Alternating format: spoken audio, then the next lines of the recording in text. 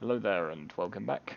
I'm Loudguns, and we're just going to take a quick look at a little tip in this video for marking good spots. This could very easily be entitled "You Can Teach an Old Dog New Tricks" because it came about from a conversation I was having with someone in the comments of one of my previous videos, where he pointed out to me that you can in fact use boxes from box missions to mark spots. Allowing you to find your way back to a location again. So this is particularly useful if you're out somewhere like the Iron Halo and you come across a decent sort of cluster of rocks, but it's too much for you to mine in the vehicle that you've taken out there. So this will allow you to set a waypoint that you can make your way back to. So without further ado, we should set about getting ourselves a box. So here I've just come into orbit around Crusader, and I'm going to look under the delivery missions for a local delivery route. So this one here is asking me to pick up 3 boxes from Shubin Mining Facility. Quite like that one because it's got a nice pad. So we're just going to head over to Daymar. Quick fast forward, I'm in Shubin Mining Facility. Here is the box I've been entrusted with by the Ling family. I'm sad to say that this box stands little to no chance of reaching its ultimate destination,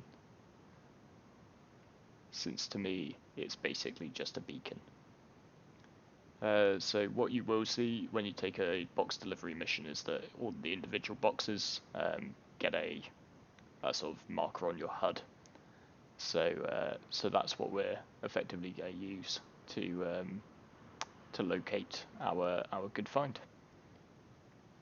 So now this box is safely on my mole. I just took the MSR to go and pick up the boxes because it's nice and quick. You could always go in your miner. That's not an issue at all. But just for interplanetary sort of inter-atmosphere flight, better to get into a nice quick ship.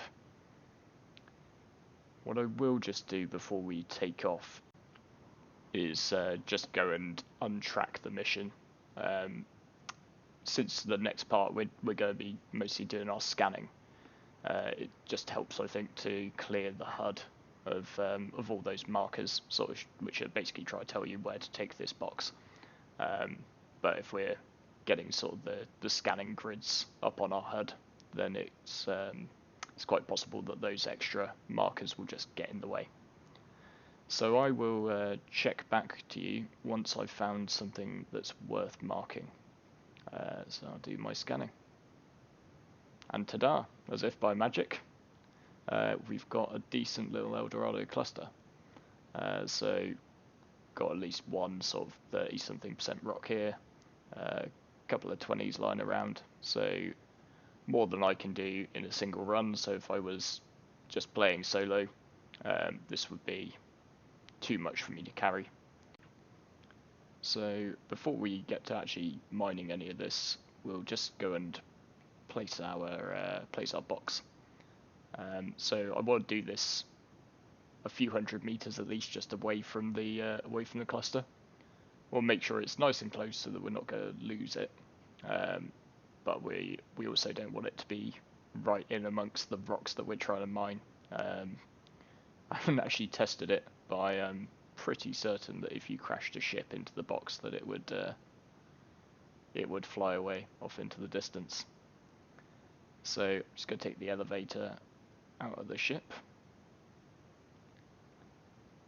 What I would recommend is that you bring some med pens with you, because sometimes the transition between sort of the 0G of the outside and the gravity simulator of the inside of your ship can sometimes hurt you, and it would suck to find your cluster and then bleed out on the floor of your mole before you get to mine anything. So I'm just going to drop this. I don't think you can place them.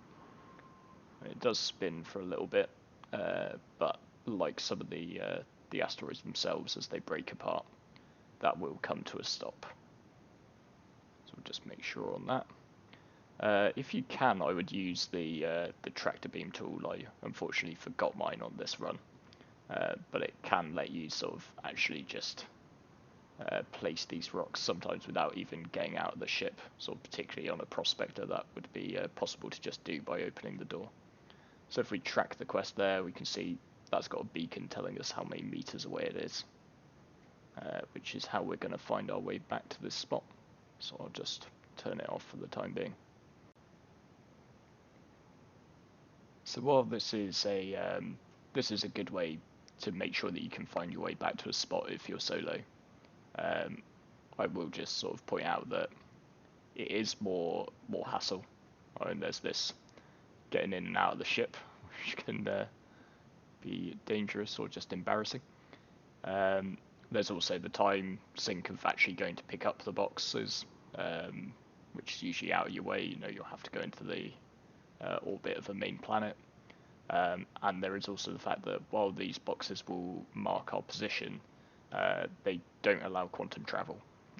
So if you've got a friend, you can QT straight to their position. So I'll just start by mining up my first run. What I would say, start with the most valuable rocks. Like take the biggest percentage rocks first, because if you get a 30k, this just won't be here anymore. So take what you can on that first run, which at this point I've done. So that's safely in the refinery, and now what we're going to do is try and make our way back to the same spot. So I'm going to track the quest so that I get that distance to the rock up, but I'm going to set my quantum jump to Arc L3, like we sort of usually do to get to the Halo. So I know that my Quantanium find, because I sort of kept tracking along when I was scanning, I kept on tracking along towards Arc L3. I know that it's not going to be too far off that line between Crew L1 and Arc L3. So we can see there that the package is showing up on my HUD, which gives me the distance too. So I'm going to try and cut my quantum drive as close to that package as possible. One thing to bear in mind is that the quantum travel sort of starts slow and then speeds up like a crescendo. So you don't want to necessarily try and get too close to it on the first run. I prefer to sort of, as we'll see, cut my jump when I'm a safe distance away, and then maybe make another 2 or 3 additional jumps just for shorter distances.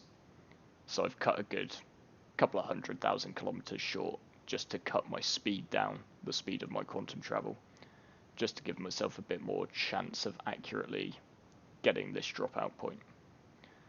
So what you might have to do is clear the route, but you should be able to just press B, because you'll be lined up with Arc L3 anyway. So then this second sort of stage of the jump is now a lot slower speed. We haven't sort of picked up a lot of momentum yet. So I'm gonna take a guess at try and cut there. Okay, now this is still too far away, in my opinion. I think you want to get sort of within a few 100 kilometers. That's sort of the distance that can be comfortably traveled just on your hydrogen engines. So I think we'll give that another go. Some of these have to be quite quick on and off. You'll see here how it would be a lot more convenient if I just had a friend. So 780 kilometers short. Gonna try for one more jump to see if we can get something a bit more manageable. Once you do get within a few 100 kilometers, which hopefully we will this time. So let's see. Yeah, that's drivable. 270. Set your speed to the max. Sort of probably get over 1,000 meters per second in a mole. And then what you can do is press V, which turns coupled mode off, so lets you fly decoupled.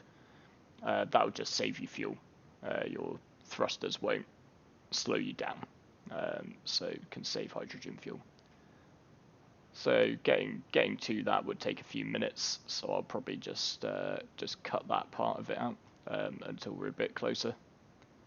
And then, yep, so there's our package 3,700 away, and there's our cluster. And that's going to let us sort of basically get this deposit for all that it's worth, even as a solo pilot. So there we are at the refinery. Took me 3 runs to clear everything out of that deposit, but I ended up with over 12,000 Quantanium and a few SCU of Berace as well. So all in all, even at fairly conservative pricing, that's going to be 1 million credits. Took me a bit over an hour, sort of hour and a half maybe, with all of the trying to jump in on these spots.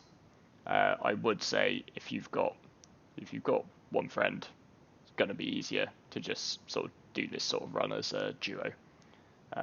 But it's good to know that if you are playing solo, that there is a way to get the maximum out of those potentially huge clusters.